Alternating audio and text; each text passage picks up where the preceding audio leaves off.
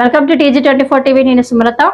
మేడ్చల్ జిల్లా కుత్బుల్లాపూర్ నియోజకవర్గం పరిధిలోని ప్రగతి నగర్ శ్మశాన వాటిక కొందరి అక్రమార్కుల కబ్జా నుండి విముక్తి కలిగించి ఫెన్సింగ్ వేసిన హైడ్రా బృందం నిర్ణయం నిజంగా ప్రశంసనీయం. ఆరెడ్డి శ్రీనివాసరావు మాట్లాడుతూ మరి ఈ కార్యక్రమానికి ముఖ్య అతిథిగా వచ్చి వైకుంఠధామ పరిరక్షణ కమిటీ సభ్యులు ప్రశంసించారు.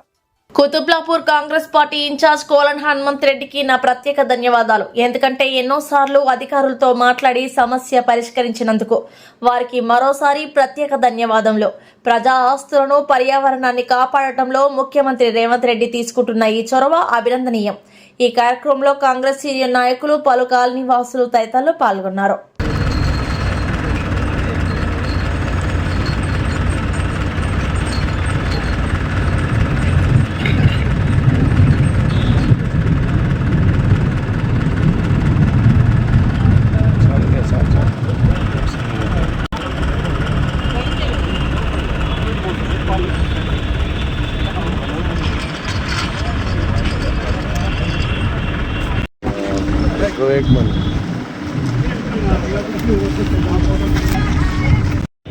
ప్రగతి నగర్ పరిసర ప్రాంతాల్లో వారందరికీ కూడా ఒక మంచి న్యూస్.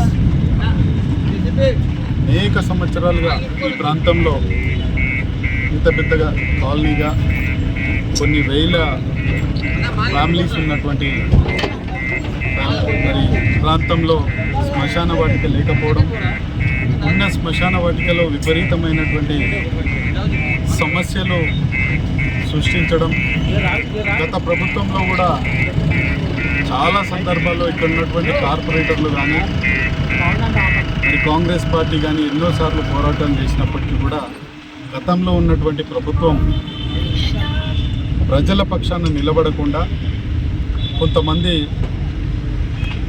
ల్యాండ్ గ్రాబర్స్, బిజినెస్ వాళ్ళ పక్షాన నిలబడి, చాలా పెద్ద పెద్ద వాళ్ళ పక్షాన నిలబడి శ్మశాన వాటికతో పాటు ఈ శంషిగూడ ప్రాంతంలో ఉన్నటువంటి ల్యాండ్స్ కానీ, సర్వే నెంబర్ 57 శంషిగూడది కానీ, సర్వే నెంబర్ 307 గాజుల రామారంది కానీ, ఇంకా అనేకమైనటువంటి భూములన్నీ కూడా ఆ పెద్దలకు దారదత్తం చేయాలనేటువంటి ప్రయత్నం జరిగింది.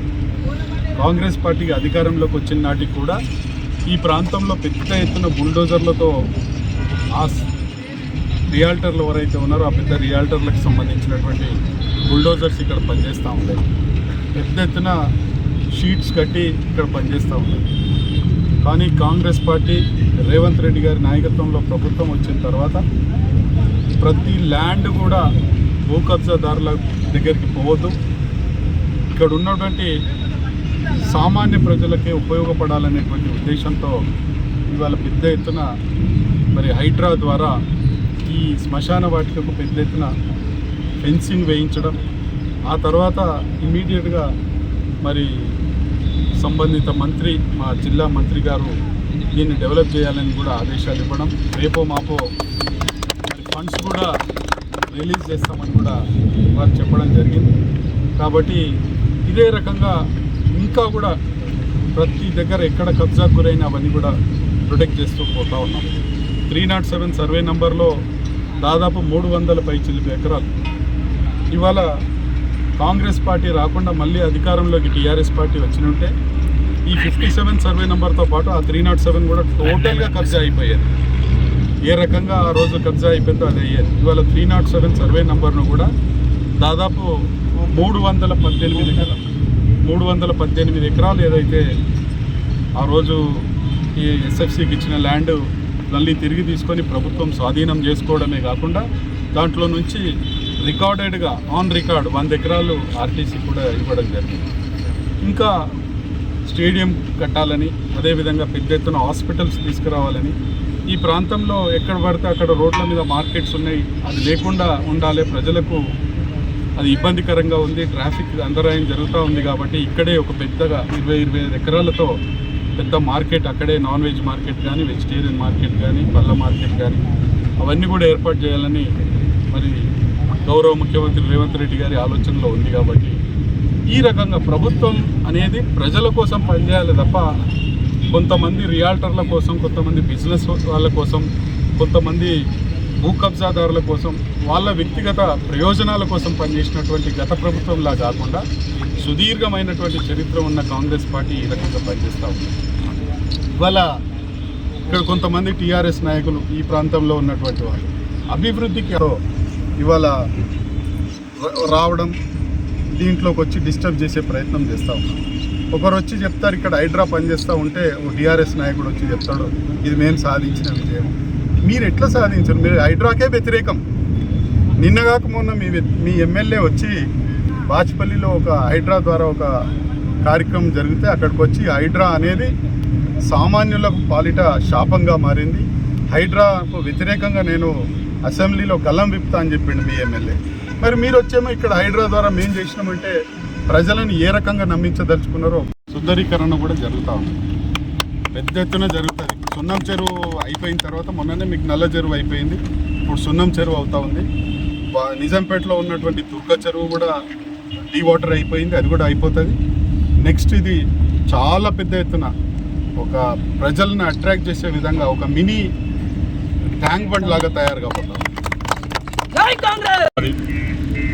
అందులో మరీ ముఖ్యంగా మన కుత్బుల్లాపూర్ కాంగ్రెస్ పార్టీ ఇన్ఛార్జి కొల్లాన్ హనుమంత్ రెడ్డి గారు కొన్నిసార్లు అయితే నేను ఎప్పుడు వెళ్ళినా కూడా అన్న నాకు ఇది వైకుంఠధామం కావాలని ఎన్నోసార్లు అడిగేది. ఒక్కోసారి విసుకునేది, అరే వదలవా నేను దాని గురించి ఎప్పుడు వచ్చి వైకుంఠధామం అడుగుతావేంది అని నన్ను ఎన్నోసార్లు కోపడ్డది. అయినా కూడా నాకు గైడ్ చేసేది, ఎవరిని కలవాలి, ఎక్కడ కలవాలి, ఎట్లా చేయాలనేది.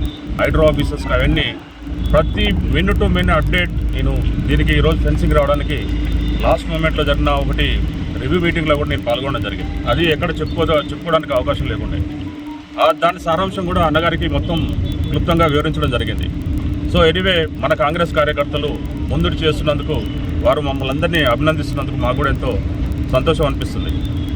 మరియు ఈ ఈ ఈ గ్రేవ్యార్డ్ ఏదైతే ఉన్నదో మేమందరము చాలా కాలంగా, సంవత్సర కాలంగా మేము దీన్ని డెవలప్మెంట్ కోసము ప్రయత్నిస్తున్నాము. కాకపోతే డిఫరెంట్ రూట్లలో ఒక్కొక్కరు ప్రయత్నిస్తుంటే ఇది కాదు, మనము ఒక పరిరక్షణ కమిటీ ద్వారా ఒక కమిటీ వేసుకొని, ఆ కమిటీలో సుధిరెడ్డి గారు కన్వీనర్గా ఉన్నారు. సో ఆ కమిటీ ద్వారా మనందరం పోరాడదామని చెప్పేసి ఒక ఐకమత్యంతో అందరం ముందుకు రావడం జరిగింది. ప్రతిదీ దాంట్లో కూడా కొన్ని రాజకీయాలు చేయడం జరిగింది.